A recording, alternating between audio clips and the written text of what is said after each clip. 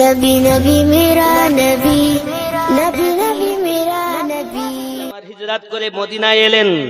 মদিনায় আসার পর ফাতেমা রাদিয়াল্লাহু তাআলা আনহার সঙ্গে আলী রাদিয়াল্লাহু তাআলা বিবাহ হবে। জোরে বলুন।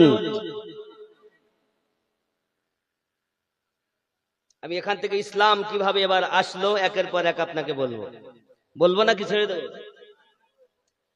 আয় আমার যুবক ভালো করে বোঝেন, আমার আপনার নবী সাল্লাল্লাহু আলাইহি ওয়াসাল্লাম একদা বসে আছেন। এমন সময়তে জিবরাইল আমিন এসে হাজির হয়ে গেলেন। নবী গো, আপনি ফাতেমা আর আলীর বিবাহ দিয়ে দেন। জোরে বলুন। জিবরাইল আমিন বলেন, হুজুর আপনার মেয়ে ফাতেমা আর হযরত আলীর বিয়ে রূহের জগতে চতুর্থ আসমানে কেউ লিখেছেন, সপ্তম আকাশে কেউ লিখেছেন। ওরে আমার বাবারা, আম্মাজান ফাতেমা রাদিয়াল্লাহু তাআলা আনহার বিবাহ সপ্তম আসমানে হয়ে গিয়েছে।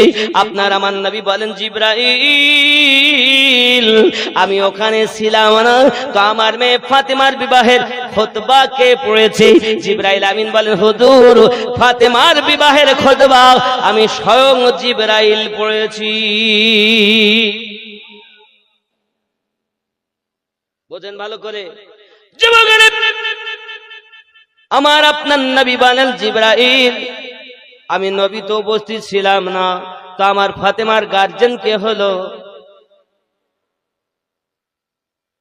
প্রত্যেকটা ডকুমেন্টস বিনা দলিল বিনা রেকর্ডও আমার, দলিলও আমার, পর্চাও আমার।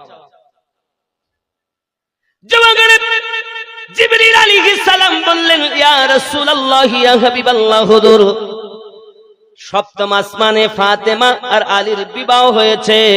ওই বিবাহে ফাতেমার গার্জিয়ান হয়েছেন স্বয়ং আল্লাহ পাক। আয় আল্লাহ, আই জিবরাইল আমার আল্লাহ পাক যদি আমার ফাতেমার গার্জিয়ান হয়ে থাকেন জিবরাইল, তাহলে একবার বলুন আমার ফাতেমার বিবাহের পথযাত্রী কারা? সঙ্গে সঙ্গে জিবরাইল আমিন বলছেন, হুজুর আপনার মেয়ে ফাতেমার বিবাহের পথযাত্রী ছিল আল্লাহ পাকের ফেরেশতাদের মধ্যে কারাকৃতির ফেরেশতা আছে, উত্তম থেকে উত্তম কারাকৃতির ফেরেশতা আছেন। এইরূপ ভাবে 40,000 ফেরেশতা জান্নাত ওই আরশ মুআল্লায় আম্মা ফাতেমা রাদিয়াল্লাহু তাআলা আনহার বিবাহের কার্ড পেয়েছিলেন। তারাই মাত্র ফাতেমার বিবাহের পথযাত্রী। নবী বলেন, আই জিবরাইল আমার ফাতেমা রাদিয়াল্লাহু তাআলার বিবাহ হয়েছে। আল্লাহ পাক যদি গার্জিয়ান হন, তাহলে আমার ফাতেমাকে আল্লাহ কি দিয়েছেন? সুবহানাল্লাহ বলুন।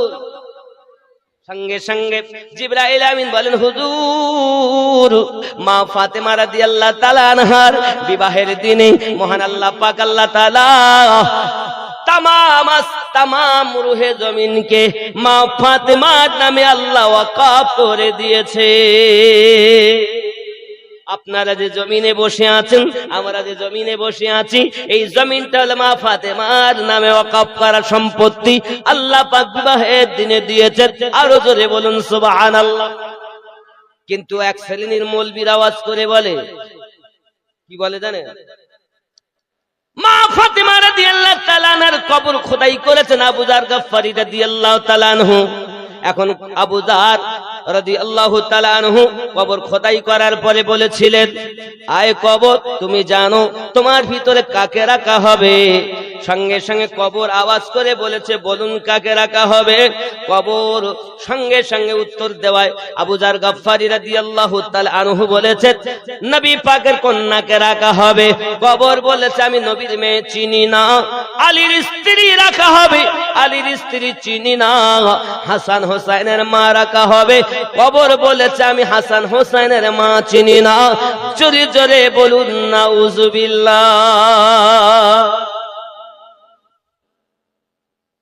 কত বড় চোর মৌলবী!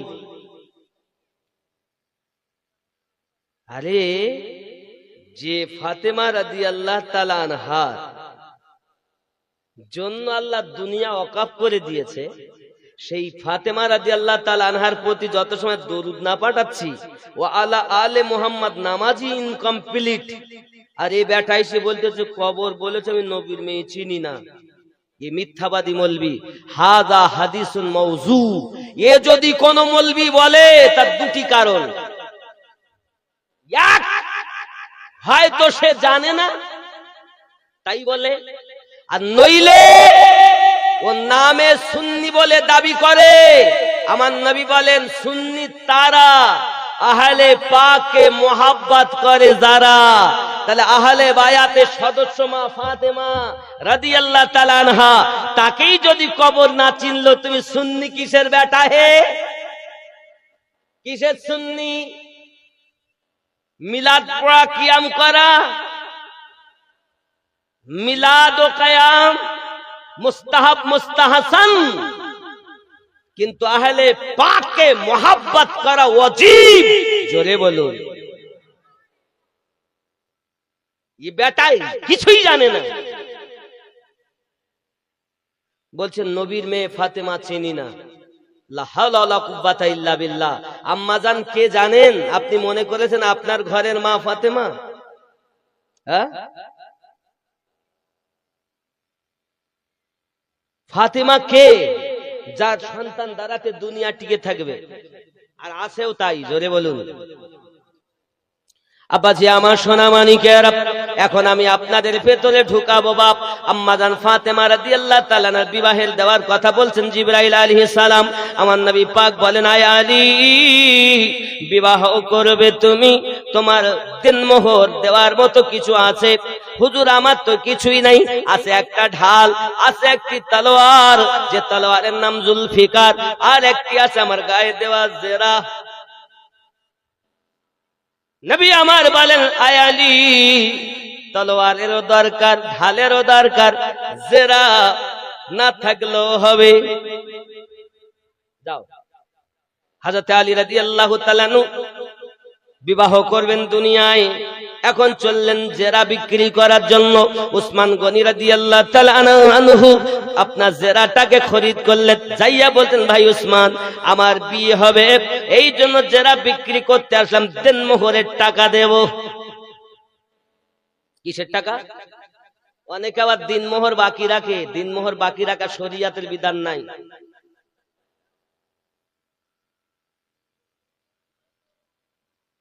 হযরত আলী কারামাল্লাহুল কারীম বলেন, বিবাহ হবে আমার, তাই আমি জেরা বিক্রি করতে এসেছি। হযরত উসমান জি নুরাইন বলেন, কত আপনার জেরার দাম? বলে, আমার জেরার দাম 400 দিরহাম। কত কত? 400 দিরহাম। হযরত উসমান গনি রাদিয়াল্লাহু তাআলা আনহু ওই 400 দিরহাম দি ওই জেরাটা খরিদ করলেন। খরিদ করে টাকা দিলেন, জেরা নিলেন। নেওয়ার পরে বলছেন, ভাই আলী, আপনি বিবাহ করবেন, প্রথম বর মানে বাদশা হবেন আপনি। এখন বাদশার জন্য কোনো উপহার দিতে হয়, আমি উসমান আমার পক্ষ থেকে জেরা আপনাকে উপহার দিয়ে দিলাম। ও যুবকেরা, সাহাবী রাসূলদের মধ্যে কেমন দেখুন। আব্বাজি আমার, ওই যে আপনার কিনা জেরাটাকে নিলেন, জেরা নেওয়ার পর হযরত আলী রাদিয়াল্লাহু তাআলা এসেছেন, হে আমার বাবাজিরা, হযরত আলী কারামাল্লাহুল কারীম বিবাহ হবে বাবা। দেনমোহর কত? বলতে 400 মিসকাল। কত? 400 মিসকাল। এই 400 মিসকালকে হিসাব করে দেখা গেছে 150 ভরি রূপোর মূল। 150 ভরি রূপো।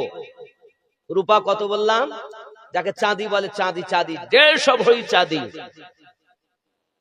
তাহলে 150 ভরি চাঁদি, এটা হলো মাওলায়ে কায়নাত রাদিয়াল্লাহু তাআলা আনহুর কাছ থেকে নেওয়া খাতুনে জান্নাতের বিবাহের মোহরানা। এখন বলতে তো ভাই কম দামে বিয়ে দাও, মানে দেনমোহর 501 টাকা দে, 1001 টাকা দে। দেনমোহর এমন হওয়া উচিত যে দেনমোহরের টাকার বিনিময়ে ভালো একটা অলংকার যেন তোমার স্ত্রী করতে পারে।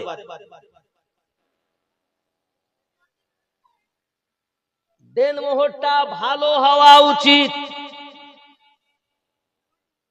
আর এখন দেনমোহর লগতে দিব, লগতে 1001 টাকা দে, মানে কমাতে কমাতে কমাতে কমাতে একদম কত সুযোগ, এগুলো মশলা না। আমি যেটা বলছি এটা হাদিস। কেউ বলেছেন হ্যাঁ এ দিরহাম দিতে হবে, ওই দিতে, এই তোলা দিলে হবে, এসব মশলা। কিন্তু হাদিস হলে এটা, আল্লাহর হাবিব বলেন উত্তম থেকে উত্তম দেনমোহর দাও। ধরে বলুন আব্বাজি আমার সোনামানিকেরা, শুধু এতটুকুই নয়, এমন সময়তে প্রিয় নবী সাল্লাল্লাহু আলাইহি ওয়াসাল্লাম করলেন কি, হযরত আলী কারামাল্লাহুল কারীমকে বললেন আলী বিবাহের দেনমোহর। মা ফাতেমা বললেন আব্বু গো আমার দেনমোহর কত হয়েছে? সুবহানাল্লাহ বলুন। ও মায়েরা ভালো করে শোনো, আম্মা জান ফাতেমা বলছেন আব্বা আমার দেনমোহর কত? 400 মিসকাল। ফাতেমা বলছেন আব্বা আমি এতে রাজি নই, আমি এতে রাজি। কি চাও মা? আম্মা জান ফাতেমা রাদিয়াল্লাহু তাআলা আনহা বলছেন আব্বুজি আপনার কদমে আমার আরজি, এই বিয়েটা আপনি আপনার মসজিদে দিচ্ছেন না আল্লাহ পাকের মসজিদে দিচ্ছেন? আমার আপনার নবী বলেন ও ফাতেমা আমি তো আমার মসজিদে দেই না, জিবরাইল আমিন এসেছেন আমার কাছে খবর দিয়েছেন, আমি জিবরাইল আমিনের আল্লাহর মসজিদে বিবাহ তোমার দিতেছি। সঙ্গে সঙ্গে ফাতেমা বলেন আব্বুজি যদি আল্লাহ পাকের মসজিদে আমার বিবাহ হয় তাহলে আমার ইচ্ছায় আমার আব্বা আপনার যত উম্মত আছে সমস্ত উম্মতের যদি বকশিশ না হইয়া যায় আমি ফাতেমা বিবাহ করতে রাজি না। বলি আমার জওয়ান যুবকেরাও, আপনি যে ফাতেমা রাদিয়াল্লাহু তাআলা সম্পর্কে বলতেছেন কবর চেনে না, কবর জানে না, কবর বোঝে না, ওই ফাতেমা রাদিয়াল্লাহু তাআলা না বলতেছেন আল্লাহ গো আয় আমার নবী, আয় আমার আব্বুজি, আমার আল্লাহকে আপনি বলুন ফাতেমা রাজি হবে না, তত সময় বিবাহ করতে যত সময় সব উম্মত মাফ না হয়ে যাবে। বলি আমার জওয়ান যুবকেরাও, মা ফাতেমা রাদিয়াল্লাহু তাআলা আনহা আমাদেরকে বলেন না আমরা কেমন করে ভুলে গেলাম? আজ দুশ্মনের কথা শুনে আম্মা জানের সম্পর্কে আমরা এমন কেন কটূক্তি করব? যে সব মৌলবীরা আম্মা জানের সম্পর্কে এই কথা বলে এরা 1 নম্বরের বিয়াদব, এরা 1 নম্বরের বিয়াদব।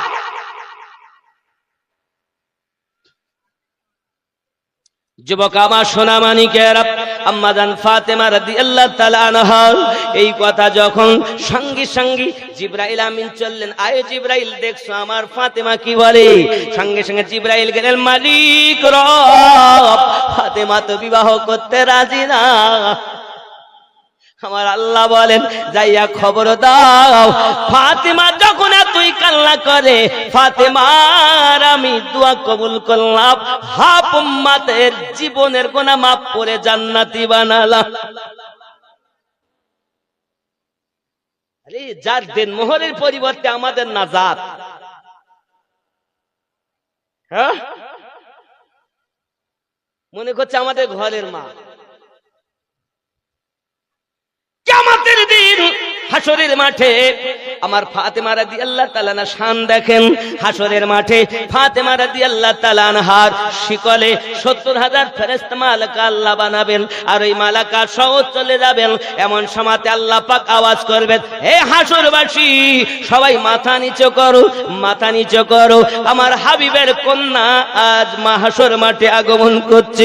বলি আমার জওয়ান যুবকেরা, আম্মা জানের মর্যাদা কত? হাসরের মাঠে আদম নবী থেকে আপনার সব নবী উম্মত উপস্থিত থাকবেন, কিন্তু আম্মা জান সম্পর্কে বলা হাসরবাসী মাথা নিচু করো, কারণ পৃথিবীর জমিনে আমার ফাতেমাকে কেউ দেখিনি, আজও কেউ দেখবে না। ৭০,০০০ আল্লাহ পাক গেলেমান বানিয়েছেন, ওই গেলেমানের ঝুরমুটে খাতুনে জান্নাত জান্নাতে চলে যাবেন, কেউ চিনতে পারবেন না যে এটাই ফাতেমা। আপনি আপনার ঘরের মা মনে করেছেন, আর বলে দিতে না নবীর মেয়ে চিনি না, আলীর স্ত্রী চিনি না। এ দুশ্মনেরা লিখেছে এটা। তুমি যদি সুন্নি হও, দাবি করো যে আমি সুন্নি, তওবা করো যে আহলে বায়াতের সম্পর্কে যা বলেছি আর বলবো না। আর যদি তুমি তওবা না করো তো মুক্ত কণ্ঠে আমি বলবো এরাই হলো নবীর দুশমন, এরাই আহলে বায়াতের দুশমন। কিয়ামতের দিন এদের দাঁড়াতে জাহান্নামকে উস্কানি করা হবে, জাহান্নামের আগুনকে তেজ করানো হবে, এরাই জাহান্নামের লোকই হবে। সব মৌলবি আমার না, সব মৌলবি আমার নয়, সব হাফেজ আমার নয়, সব মুফতি আমার নয়। কারবালার মাটিতে ৫,০০০ কোরআন শরীফের হাফেজ ইমাম পাককে পানি বন্ধ করে কারবালায় যুদ্ধ করে। হাফেজে কোরআন মানি আমার। চিনুন আগে আহলে বায়াত থেকে দূরে সরে আছে কারা। আব্বাসি আমার সোনা মানিকের মা ফাতেমা রাদিয়াল্লাহু তাআলা আনহাকে আল্লাহ পাক আল্লাহ তাআলা বলবেন জান্নাতে কদম রাখো। মা ফাতেমা রাদিয়াল্লাহু তাআলা আনহা জান্নাতে কবর রাখতে আপনার কদম রাখতে যাবেন না। খাতুনে জান্নাত বলেন আল্লাহ আমি কদম রাখবো না। কারণ কি ফাতেমা, এমন সময়তে আওয়াজ হবে, এই কারণে আমার হোসাইনের গলা কাটার কথা তো আমি ওয়াদা করেছিলাম, বাজু কাটার ওয়াদা তো আমি ফাতেমা করিনি। এখন এই বাজু আমার হোসাইনের কাটা হয়েছে, এই বাজুর বিনিময়ে আমার আব্বার উম্মত যদি মুক্তি না পায় আমি ফাতেমা জান্নাতে যাব না। হে আমার যুবকেরা, জান্নাতি নারীদের সর্দারিনী যিনি, তিনি মা ফাতেমা রাদিয়াল্লাহু তাআলা আনহা, তিনি আম্মা জান ফাতেমা রাদিয়াল্লাহু তাআলা আনহা সালামুল্লাহি আলাইহা। তিনি বলেন আমি কদম রাখবো না, আমি কদম রাখবো না যত সময় নেসাত না দেওয়া হবে। বলি আমার বাবারা, তিনি হলেন জান্নাতি নারীদের সর্দারিনী আম্মা জান। আমার বাবারা, আজ আমি সব মৌলবীকে নিজের কেন বলি না, সব মুফতিকে নিজের কেন বলি না, তার একটাই কারণ বাবা, কারবালার মাটিতে মাওলানা মুফতি হাফেজে কোরআন মোট 12,000 কোরআন হাদিস জাননেওয়ালা, মাওলানা মুফতি 7,000 আর 5,000 কোরআন শরীফের হাফেজ, মোট 12,000। নামাজ পড়ে তলোয়ার চালিয়েছে, আবার তলোয়ার চালিয়ে এসে নামাজ জামাত করে পড়েছে, কারবালায় আজানও দিয়েছে। আচ্ছা বলুন, যখন আজান দিয়েছে তা আমার নবীর নাম আজানের ভিতরে ছিল না? আশহাদু আন্না মুহাম্মাদার রাসূলুল্লাহ ছিল না? যে নবীর নামে আজান হয় ওই নবী পাক আমার ইমাম হোসাইন পাককে বলেন হোসাইন ও মিন্নি ওয়া আনা মিন হোসাইন, আমি হোসাইন থেকে, হোসাইন আমার থেকে। যে হোসাইনকে কষ্ট দেয় সে আমি নবীকে কষ্ট দেয়। নবী নিজে বলছেন সেই হোসাইনকে চিনতে পারলো না, হাসানকে চিনতে পারলো না, ফাতেমা জোহরাকে চিনতে পারলো না, আলী কারামাল্লাহুল কারীমকে চিনতে পারলো না। এরা কিসের মুসলমান? এখন বেলায়াত আলী থেকে, জোরে কোন সুবহানাল্লাহ, একটু দরুদ আল্লাহুম্মা। দুই কাঁধেতে চেপে আসেন হোসাইন ও হাসান, ধীরে ধীরে চলেন নবী ঈদগাহর ময়দান। সুবহানাল্লাহ, জোরে হবে। দুই কাঁধেতে চেপে আসেন হোসাইন ও হাসান, ধীরে ধীরে চলেন নবী ঈদগাহর ময়দান। কার কোলেতে ঈদের নামাজ পড়ব মা জননী, এখনো কি নতুন পোশাক তৈরি মোদের হয়নি। জান্নাত রানী মা ফাতেমা, জান্নাত রানী মা ফাতেমা করোনা বয়ান, ধীরে ধীরে চলেন নবী ঈদগাহর ময়দান। দুই কাঁধেতে চেপে আসেন হুসাইন ও হাসান, ধীরে ধীরে চলেন নবী ঈদগাহর ময়দান। জোরে হবে। পিতা আমার শেরে খোদা, মাতা জান্নাত রানী, নানা আমার কমলিওয়ালা মক্কি মাদানী। না পিতা আমার শেরে খোদা, মাতা জান্নাত রানী, নানা আমার কমলিওয়ালা মক্কি মাদানী। লুটবে কেমনে শান এ জিদ মারওয়ান, ধীরে ধীরে চলেন নবী ঈদগাহর ময়দান। দুই কাঁধেতে চেপে আসেন হুসাইন ও হাসান, ধীরে ধীরে চলেন নবী ঈদগাহর ময়দান।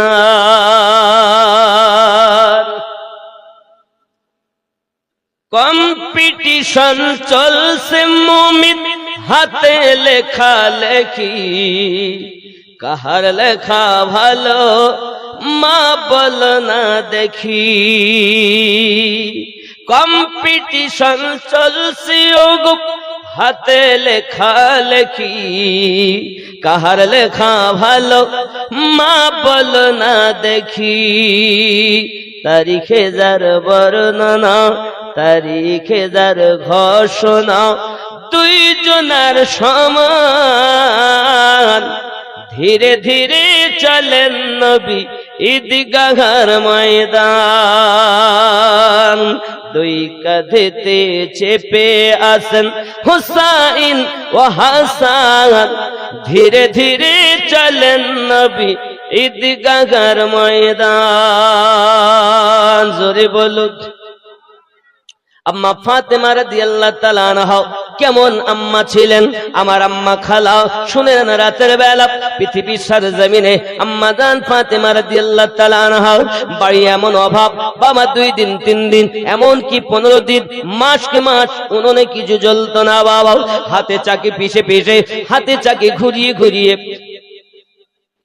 হাতে চাকি ঘুরিয়ে ঘুরিয়ে আপনার হাতে ফোঁসা পড়ে গিয়েছে। হযরতে আলী কারামাল্লাহুল করিম বাড়িতে আসার পরে বিবির হালাতটা দেখে সহ্য করতে পারলেন না। ছুটে বিবি কি বলছেন, বিবি খুন্দাকের যুদ্ধে তোমার আব্বাজি খুন্দাকের যুদ্ধে অনেক আপনার কিনা মালমাত্তা নিয়ে এসেছে, দাস দাসী নিয়ে এসেছে। ফাতেমা তুমি যদি একটা দাসী আনো তাহলে তোমার কাজে হাত বাটাবে, কাজ করতে সুবিধা হবে। যুবকরি আল্লাহর নবীর কন্যা মা ফাতেমা রাদিয়াল্লাহু তাআলা আনহা টুক টুক টুক টুক করে চলে গেলেন বাড়ি। আম্মা আয়েশা রাদিয়াল্লাহু তাআলা আনহা বাড়ির ভিতরে আছেন, ডাক দিলেন, আসসালামু আলাইকুম ইয়া আহলাল বাইত, জুরি কন্না সুবহানাল্লাহ। সালাম দিয়ে ভিতরে ঢুকলেন। যখন ভিতরে নিলেন আম্মা এমন সময় বলছেন, আম্মাজি এই কারণে আসা, একটা দাসী যদি দেওয়া হতো।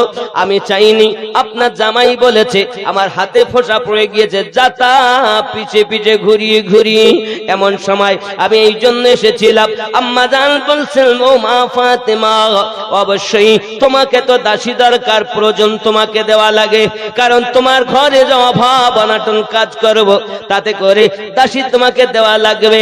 এই কথা বললেন। ঠিক আছে মা, আল্লাহর হাবিব ঘরে এলে আমি তোমার কথাটা নবী পাককে জানিয়ে দেব। রাসূল আমার বাড়ি এলেন, যখন খেদমত করলেন, খেদমতের পরই বলছেন, ইয়া রাসূলুল্লাহ ইয়া হাবিবাল্লাহ, ফাতেমা এসেছিলেন, আমার নবী বড় খুব আপনার কিনা জলদি করে ফাতেমার কথা শুনে রওনা দিয়েছেন, জলদি করে গিয়েছেন। যাওয়ার পরে আপনার যেই না পৌঁছে গেছেন, হে যুবকেরা, পৌঁছে যাওয়ার পরে আম্মা জান ফাতেমা রাদিয়াল্লাহু তাআলা বলো, মা কেন গিয়েছিলে তুমি? আব্বা হুজুর আমার নিজের কোনো ইচ্ছা নাই, আপনার জামাই আমাকে পাঠিয়েছিল তাই আমি গিয়েছিলাম, একটা দাসীর জন্য গিয়েছিলাম। আপনার আমার নবী বলেন, ফাতেমা দাসীর থেকে আমি তোমাকে প্রিয় জিনিস দেব, দেব, তার থেকে ভালো জিনিস দেব। আই আল্লাহর হাবিব, আমার আব্বুজি, আপনি যদি ভালো জিনিস দেন আমার জন্য তো সৌভাগ্য।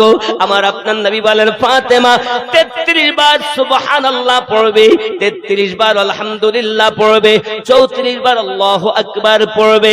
ফাতেমা, আমি রাসূলুল্লাহ বলে গেলাম, তুমি সংসারে কর্ম করি করি তোমার বেদনা হয়েছে, কষ্ট হয়েছে, ক্লান্ত হয়ে গেছো।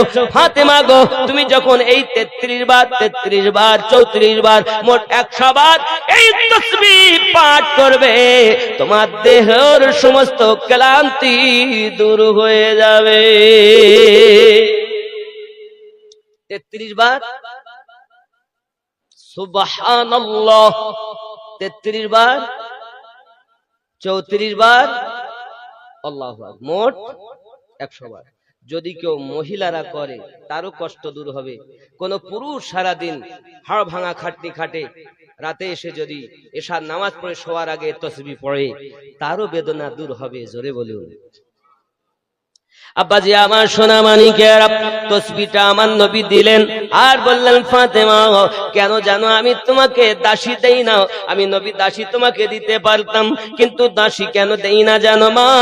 আমার অনেক উম্মাতান থাকবে, তারা দুনিয়ায় গরিবের মেয়ে হবে, সবাই তো আর ধনীর হবে না, রাজা রানীর কন্যা হবে না, তারা তো মন্ত্রীর কন্যা হবে না। অনেক গরিব ঘরে আমার উম্মাতানের সন্তানেরা, তারা যখন শ্বশুর লয়ে যাবে, অনেক কাজকর্ম তাদের সংসারে থাকবে, সারাদিন হাড় ভাঙা খাটনি খাটবে, তখন তারা যেন দুঃখ না করে। তারা যদি গরিবের ঘরে দাসী পাবে না, তখন তারা মনে বলবে, আহা নবীর কন্যা ফাতেমা দাসী পেল আর আমরা পেলাম না, এটা কেমন করে মেনে নেবে? আব্বা আমার অনেকেই বলে নবী আমার গরিব,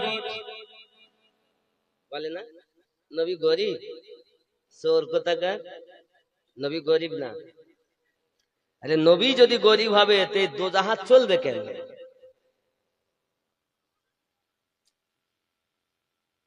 আমার নবী আম্মা ফাতেমা রাদিয়াল্লাহু তাআলা আনহার বিবাহ দিয়েছেন, যেদিন খাদ্য খাওয়ালেন, খানা তৈরি করেছে, তো মুনাফিকেরা বলছে এইটুকু খাবার এ 10 জনই খেয়ে নেবে, থাকবে না।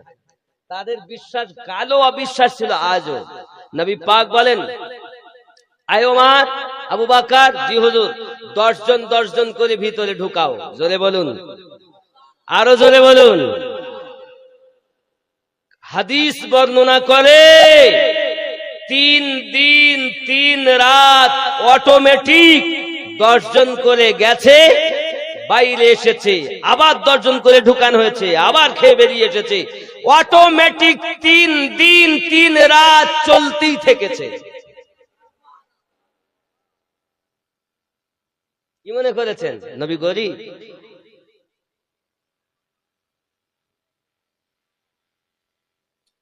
আচ্ছা 3 দিন আর 3 রাত অটোমেটিক 10 জন করে যদি খায় আর বার হয়, খায় আর বার হয়, মদিনাতুল মুনাওয়ারায় এমন কোন ঘর ছিল না যে তারা বাকি ছিল। আল্লাহ পাক খাতুনে জান্নাতের বিবাহতে 70,000 ফেরেশতা পাঠিয়েছিলেন। পাগলের দল কোথাকার, ওই নবী গরিব। নবী গরিব আনা ভালোবেসেছেন, হাকিকাতে নবী গরিব ছিলেন। এক মাস উনুনে যখন কিছু জ্বলিনি, ফাতেমা বলছেন, আব্বা অনেকদিন খাওয়া নাই। আমার নবী পাক বলেন, ফাতেমা জায়নামাজের পাটির কানা তোলো। জায়নামাজের পাটির কোনা উঁচু করে দেখে স্বর্ণের নহর বয়ে যাচ্ছে। এই জোরে বলুন, স্বর্ণ গলে যায়, এরকম সোনা গলে যাচ্ছে তলা দিয়ে নালা হয়ে। আমার নবী বলেন, ফাতেমা তুমি ইচ্ছা করলে স্বর্ণ যতটা পারো নাও, জেনে রাখো আখিরাতের সুখ থেকে বঞ্চিত হবে। আম্মাজান বলেছিলেন, ইয়া রাসূলুল্লাহ, ইয়া হাবিবাল্লাহ, আমি দুনিয়ার শান্তি চাই না, আখিরাতের সুখ চাই। আমার নবী বলেছিলেন, তুমি জান্নাতি নারীদের সরদারিনী। এই যুবক মায়েরা, আমার ফাতেমা রাদিয়াল্লাহু তাআলা আনহা এমন করে কষ্ট করে দুনিয়ায় কাটিয়েছেন। ইবাদত দেখেছেন। আমাদের ঘরে মায়েদের তো ঘুম যায় না, মা আম্মা ফাতেমা রাদিয়াল্লাহু তাআলা আনহা রাতের বেলা ইবাদত করেন। হযরত ইমাম হাসান পাক বর্ণনা করেন, আমি আমার আম্মা জানকে দেখি রাতের বেলাতে উঠি রাত ভর আল্লাহর কাছে কান্নাকাটি করেন, সারা উম্মতের জন্য দোয়া করেন, সবার নাম করে করে দোয়া করেন, কিন্তু হাসানের কথা বলে না, হুসাইনের কথা বলে না, নিজের কথাও বলে না, আলীর কথাও বলে না, ইয়ানিকে নিজের জন্য কিছু চায় না, যা চায় আমার নানুর উম্মতের জন্য চায়। এই যুবক ভালো করে মাথায় রাখো, ইমাম হাসান পাক বলেন, আমি আমার আম্মা জান যখন রাতের বেলায় কাঁদি, আমি আমার আম্মা জানের কান্নাগুলো বিছানায় শুয়ে শুয়ে শুনি, কাদের জন্য কি বলছে, কার জন্য কি বলছে, কিন্তু আমি কিছু পাই না। আমার মা নিজের জন্য কিছু চাই না, খাওয়া হয় না তাও কিছু বলেন না, আমি হাসান দুনিয়া থেকে শহীদ হব তাও কিছু বলেন না, আমার ভাই হোসেন শহীদ হবে তবু কিছু বলেন না, একবারও তাদের জন্য নয়, শুধু এটাই বলেন, আল্লাহ আমার হাসান আর হুসাইনকে যেন ঈমানি পরীক্ষায় তারা পাশ করতে পারে তৌফিক দাও।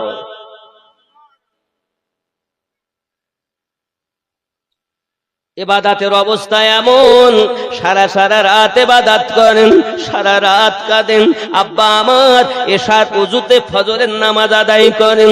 আম্মা ফাতেমা রাদিয়াল্লাহু তাআলা আনহা রাত যখন ফজরের আযান হয়ে গেল, বেলাল রাদিয়াল্লাহু তাআলা আযানের ধ্বনি শোনা গেল, ফাতেমা আল্লাহ পাকের দরবারে হাত তুলে বলছেন, মালিক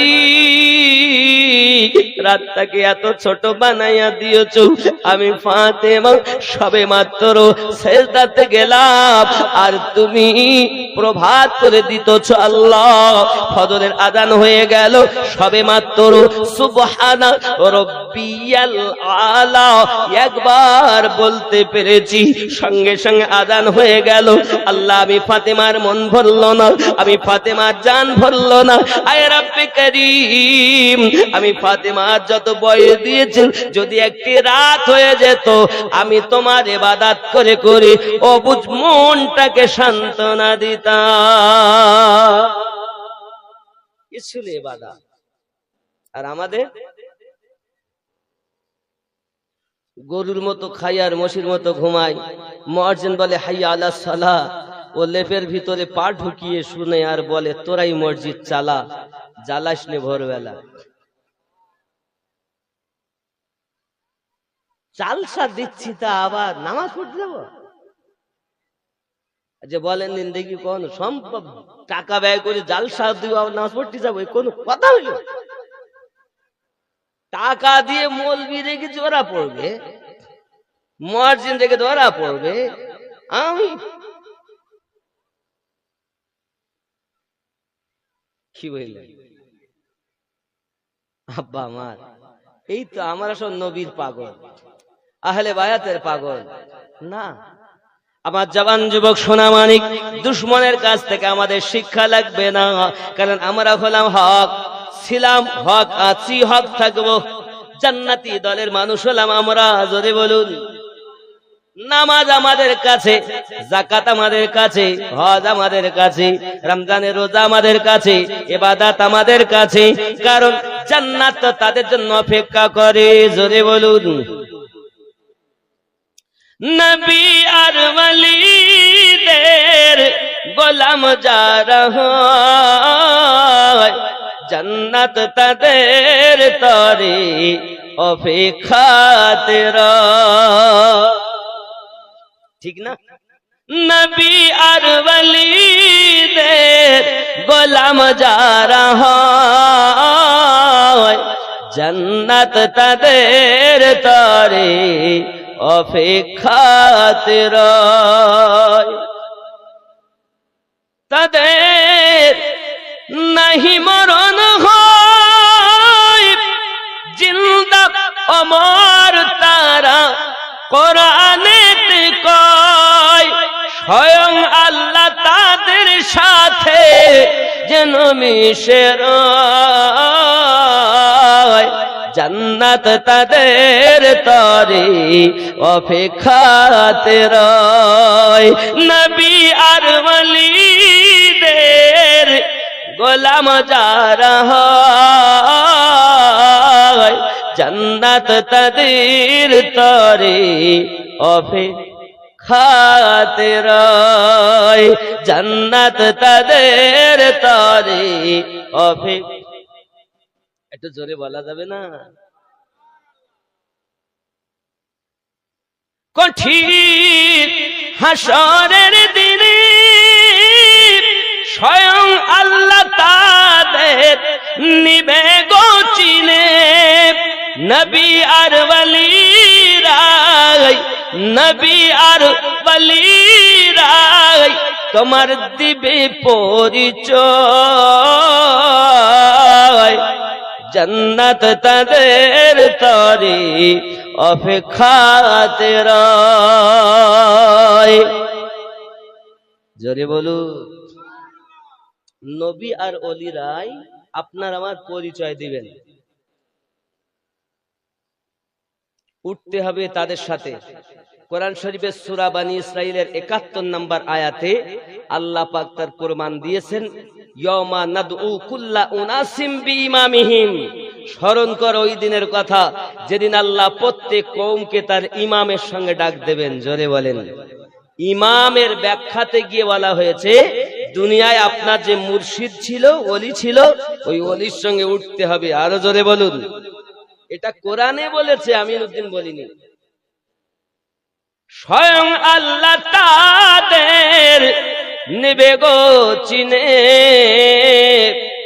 কঠিন হাসরের দিনে স্বয়ং আল্লাহ তাদেরকে নিবে গো চিনে।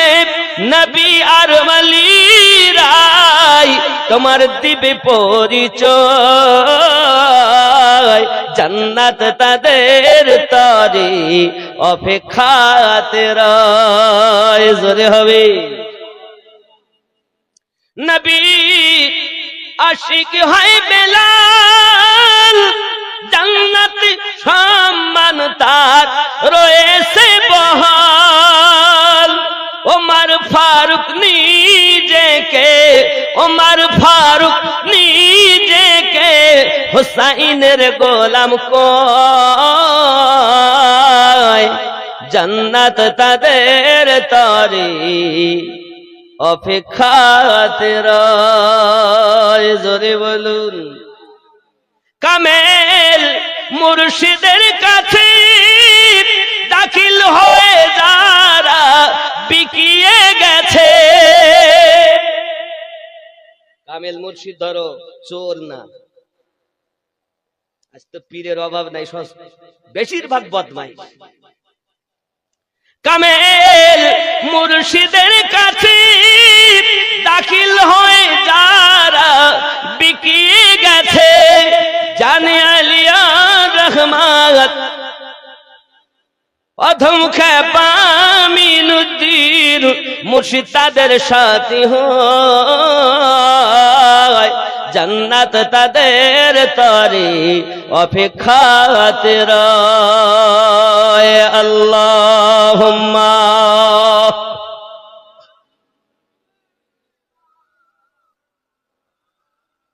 ওয়া আলা আলি সাইয়্যিদিনা।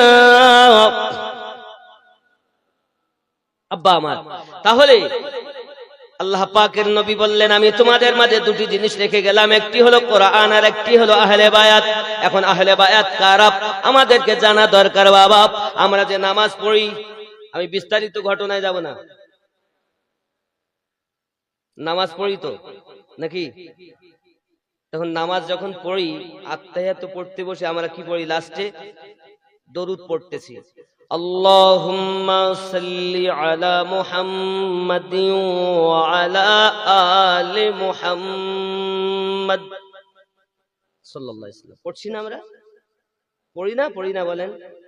আল্লাহুম্মা সাল্লি আলা মুহাম্মাদ ওয়া আলা আলি মুহাম্মাদ। আয় আল্লাহ, দরুদ বর্ষিত হোক মুহাম্মাদের উপরে এবং তার আলে মুহাম্মাদের উপরে।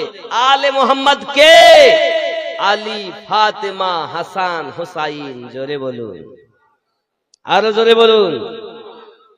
এই ওয়ালা আলে থেকে আমরা আহলে বায়াতের উপরে দরুদ পাঠাই।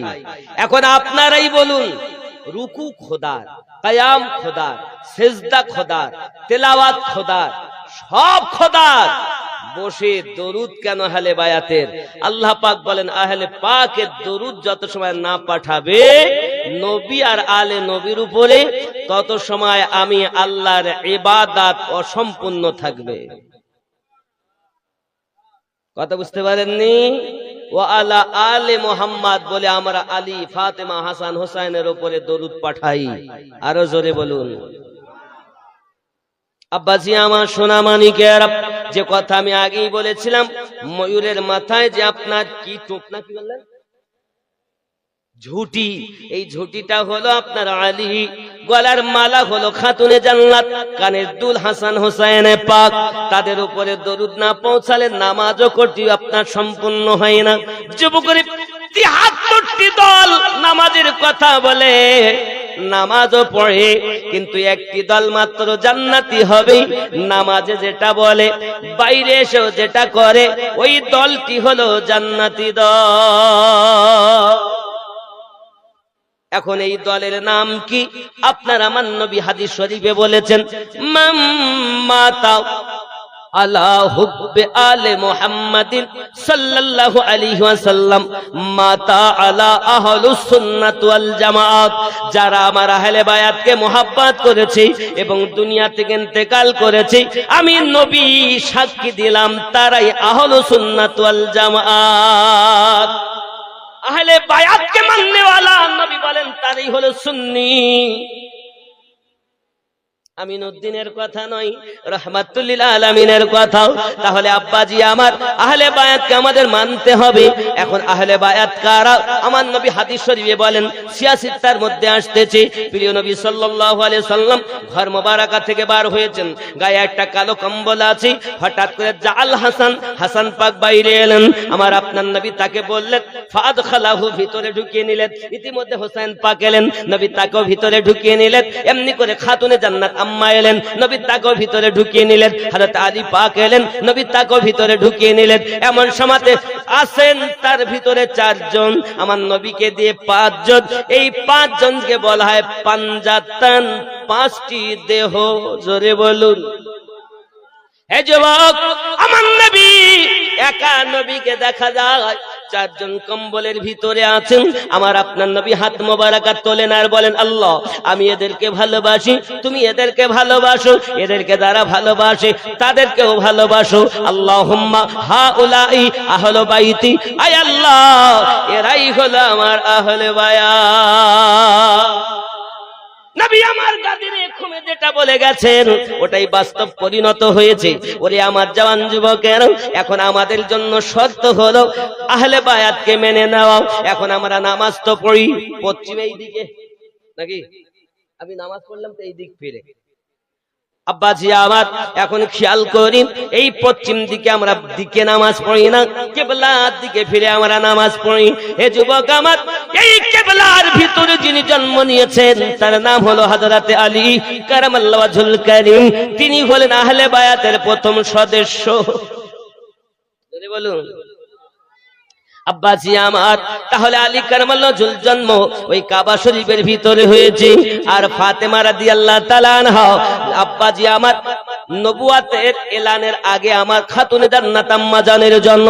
আয় আমার সোনা মানিকেরা, কিতাব বর্ণনা করি, আমার আপনার খাতুনে জান্নাতের আম্মার নাম মা খাদিজাতুল কুবরা রাদিয়াল্লাহু তাআলা আনহা। আমি আমিনউদ্দিন মক্কা নগরী আমার আম্মা জান খাদিজাতুল কুবরা রাদিয়াল্লাহু তাআলা মাজার জিয়ারত করেছি। যুবকরে, কত শান্তি আপনাকে বোঝাতে পারবো না বাবা।